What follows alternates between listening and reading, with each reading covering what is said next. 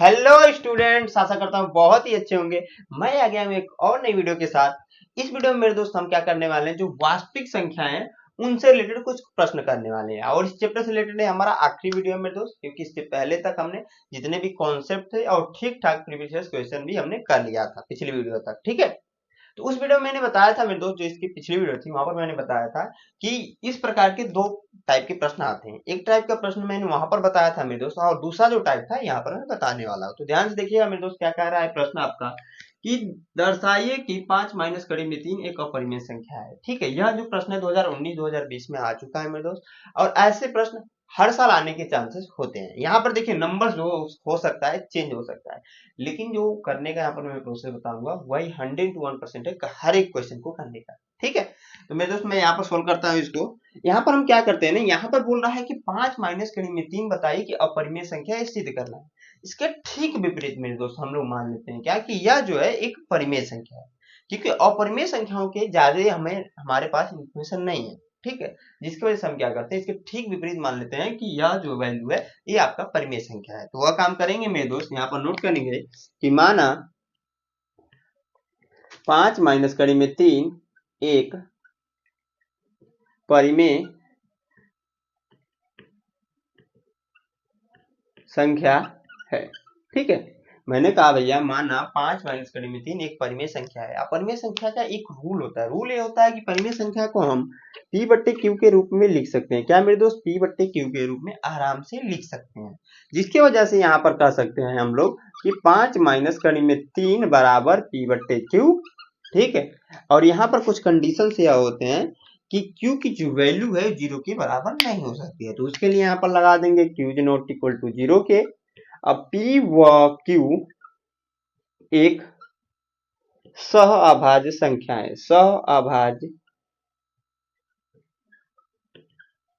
संख्याएं हैं। सहअभाज्य संख्याएं क्या होती है मेरे दोस्त, तो बहुत सारे स्टूडेंट को पता होगा, जो भी भाई लोग पिछली वीडियो तक देख कर आए हैं उनको तो पता होगा। ठीक है, सिंपली देखिए सहअभाज्य संख्याएं कुछ खास नहीं होता है। सिर्फ देखिए जैसे 3/5 है तो यह सहअभाज्य संख्याएं होंगी, क्योंकि इन दोनों में ऊपर नीचे अगर कट करना रहे तो एक के अलावा और कुछ नंबर ना दिखेगा। लेकिन अगर हम मान लीजिए 3/6 ले लें तो यहाँ पर ये दोनों एक दूसरे के प्रति सहअभाज्य संख्याएं नहीं होंगी, क्योंकि यह 3 से ऊपर भी कट जाएगा और नीचे भी कटेगा। तो 3 एक कम 3, 3 दूना 6, तो 1/2 आ जाएगा। तो यह आपका सहअभाज्य संख्या है, लेकिन यह नहीं है। सिंपली इतना आपको याद रखना है कि उन दोनों में जो कॉमन रहे मेरे दोस्त, वो एक के अलावा कुछ न रहे, उसे ही सहअभाज्य संख्या कहते हैं। ठीक है, अब देखिए मेरे दोस्त इसको हम लोग क्या करेंगे, सोल्व करेंगे। सोल्व कैसे करना है, तो सिंपली जो एक कड़ी वाली वैल्यू है, ठीक है, जब भी इस प्रकार का प्रश्न आएगा कि एक कड़ी वाला मान दे रखा होगा, एक न्यूमेरिकल वैल्यू नॉर्मल वैल्यू दे रखा होगा, जैसे कि 5 है 3 है 2 ऐसे वैल्यू दे रखा होगा, उस कंडीशन में क्या कीजिएगा, हमेशा ही जो कड़ी वाला वैल्यू है उसको एक तरफ प्लस के साथ करने का प्रयास कीजिएगा। एक तरफ प्लस के साथ करने का प्रयास कीजिएगा, पहला काम यही कीजिएगा।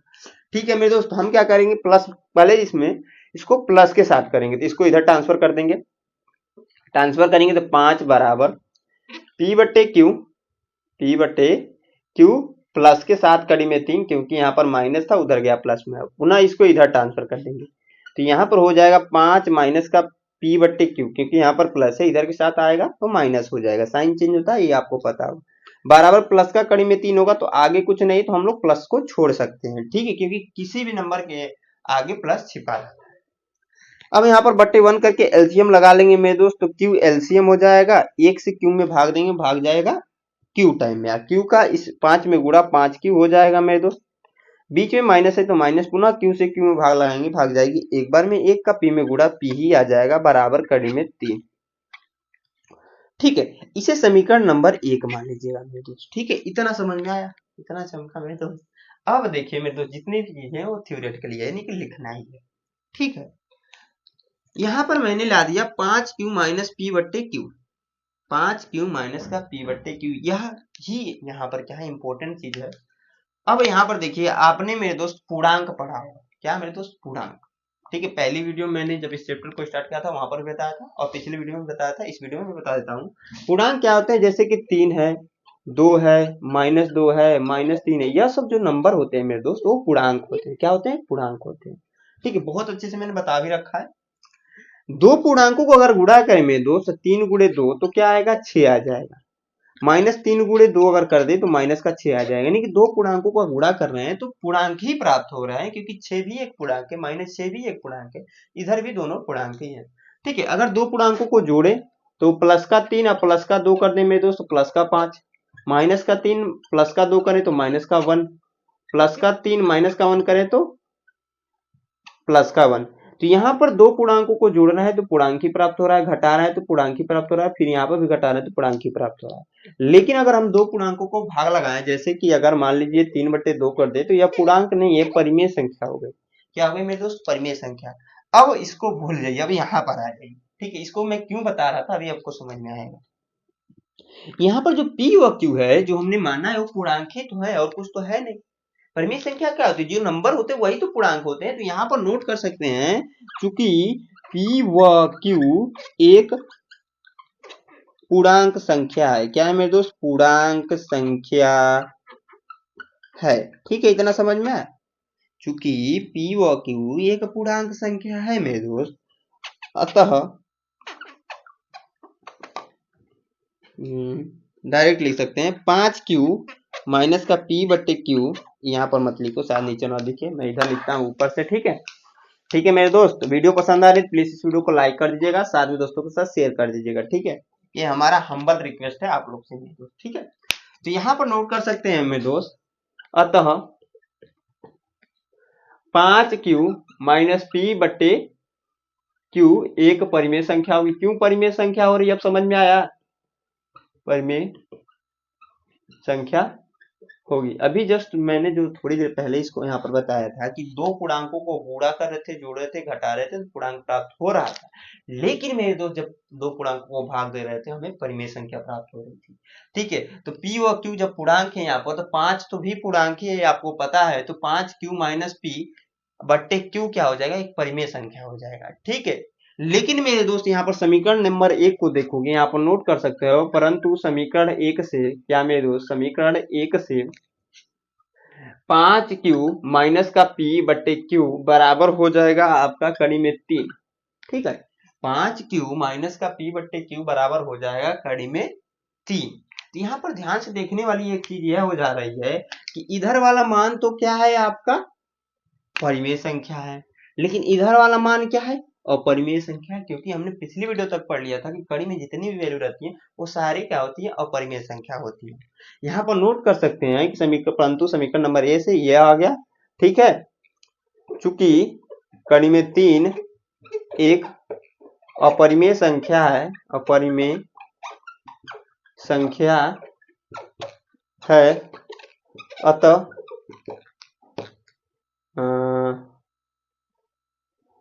अपरिमेय संख्या है जो कि संभव ही नहीं है, जो कि संभव ही नहीं है। क्योंकि संभव इसलिए नहीं मेरे दोस्त, यह वैल्यू इस वैल्यू के बराबर होती है, यह वैल्यू इस वैल्यू के बराबर होती है, तो यह अपरिमेय तो ये भी तो अपरिमेय होगा। अतः हमारा कथन गलत है। हम कह सकते हैं जब यह भैया कड़ी में 3 एक अपरिमेय संख्या जो कि संभव ही नहीं है, अतः हमारा कथन गलत है। हमारा कथन गलत है। जो हमने माना था ना यहाँ पर कि 5 माइनस कड़ी में 3 एक परिमेय संख्या है, यह हमारा गलत हो जा रहा है। गलत हमने प्रूव कर दिया। कैसे प्रूव किया? यहाँ पर आई होप दिख रहा होगा। अतः हमारा कथन गलत है। जब भैया गलत है तो यानी कि ये परिमेय संख्या नहीं है।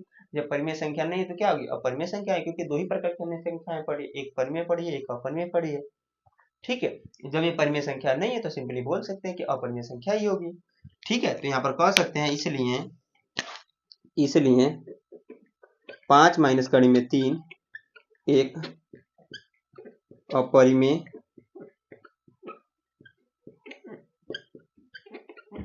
संख्या होगी। जो हमें प्रूव करना था हमने कर दिया था मेरे दोस्त। ठीक है, आई होप आप लोग को समझ में आया होगा। कहीं पर डाउट रहता है तो मैं हमेशा बोलता हूँ कमेंट ऑप्शन कमेंट करके आप लोग पूछ सकते हो। इसको नोट कर लीजिएगा। अब देखिए यहाँ पर क्या होता है कि इस प्रकार से कई सारे प्रश्न आ सकते हैं। यहाँ पर नंबर जो है चेंज कर सकता है।